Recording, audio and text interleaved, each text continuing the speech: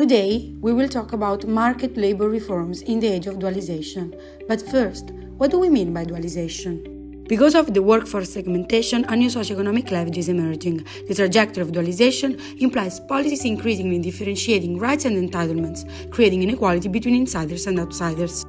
Those working in the standard employment sector are the so-called insiders. They usually have open-ended and full-time contracts. They enjoy job stability, full insurance schemes that are generally attached to their job position. Moreover, they work in a highly protected sector. On the other hand, we call outsiders those who do not work in traditional sectors. They incur in a greater risk of unemployment or atypical employment.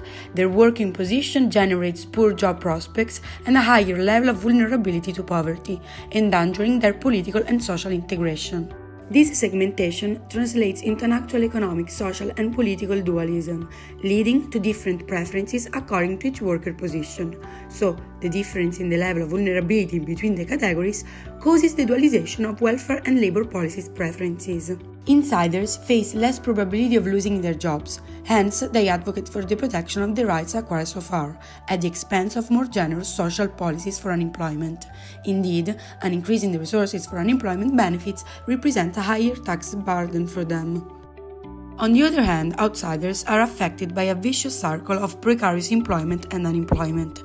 Since they suffer of higher job instability, they are mostly concerned with lowering the barriers to enter the labor market. We will now analyze how Italy and Spain responded to the 2009 crisis in the context of a dualized economy. The choice of Italy and Spain is motivated by their strong similarities. Indeed, they have similar welfare regimes, analogous level of segmentation of the workforce, and a high incidence of non-standard employment. In addition, they were both exposed to intense internal and external reform pressures, but neither of the two was formally bailed out and subjected to official reform conditions. This is what we can call implicit conditionality. Then, from a theoretical perspective, Spain and Italy are ideal test cases to understand what caused the diversification in the reforms adopted. Despite the similarities of these two countries, Spain opted for deregulation, while Italy for embedded flexibility. The first labor market reform in Spain was introduced in 2010 by the Zapatero government and was unilaterally passed after the negotiation with unions failed. Social dialogue between government and unions was restored, and the 2012 reform was based on an agreement between the government and the two main unions. The negotiation between the government and the social partners broke down again over the reform of collective bargaining, requested by the European Council. The new conservative government, with Rajoy as Prime Minister, went deeper in the reformation process, causing a final breakdown with unions. On the overall, the reforms passed in the 2010-2012 period were aimed at deregulating dismissal protection, decentralizing collective bargaining, introducing a new contract type without dismissal protection in the first year, abolishing automatic extension of collective contracts, and increasing internal flexibility for employers. Since 2012, no major intervention has been introduced.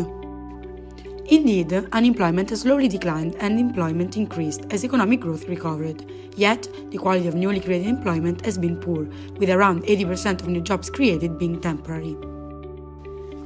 Italy followed a different path. Initially, the Berlusconi government introduced a reform concerning only the collective bargaining. In 2012, Mario Monti was appointed Prime Minister, with the task of carrying out deep reforms of the Italian welfare and labor market regulations. As a consequence, the Fornero reform was adopted without the union's consent because of the lower dismissal regulation for open-ended contracts. A more substantial reform bill, the so-called Jobs Act, was passed later in 2014 by the Renzi government, following the steps already taken by the previous government. Overall, the Jobs Act, combined with the previous Fornero reform, aimed at the decentralization of collective bargaining, the regulation of dismissal protection, the increase of regulation for non-standard employment, and the introduction of a broader and longer unemployment benefit, while incentivizing open-ended contracts. More generally, the thrust of the labor market reforms in Italy has been to deregulate dismissal protection of standard workers and to improve and modernize the system of unemployment protection. At an aggregate level, after the Jobs Act, there was a 3-year period with sustained growth in employment, with a significant incidence of open-ended contracts. According to Istat, between 2015 and 2017, there was an increase of about 800,000 units. Many observers have noticed that in 2017, however, the growth in employment occurred mainly thanks to fixed-term jobs.